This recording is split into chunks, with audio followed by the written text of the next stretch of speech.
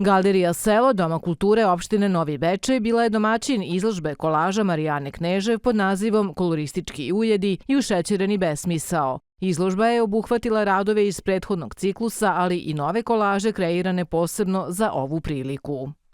Zaista, kolaž je sam po sebi veoma kompleksna stvar. A kako ga obogatiti? Čini mi se da Marijana Knežev uspeva da nađe tu neku formulu i da tome da još neki novi značaj, a da posle ovoliko godina ona uspeva da na ovim slikama, a pogotovo na ovim objektima, uspeva da uvede i miris i ukus i da tako kažem, jer uvodi krhotinu. Šta je krhotina? To je ono što je odbačeno, ali daje novo značenje.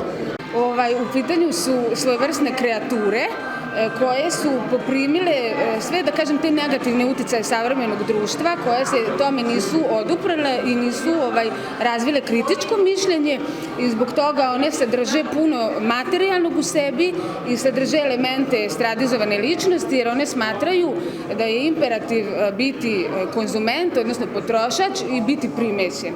Pa ja bih voljela da umetnost bude šire dostupna ljudima i zbog toga nisam prezala od toga da izlažem ni u parkovima, ni u kafe galerijama, ali moram reći da možda to najbolje izgleda zapravo u galerijama i treba da dopre do svakog čoveka i mi stvarno imamo tu odgovornost da to podelimo sa drugima i prikažemo.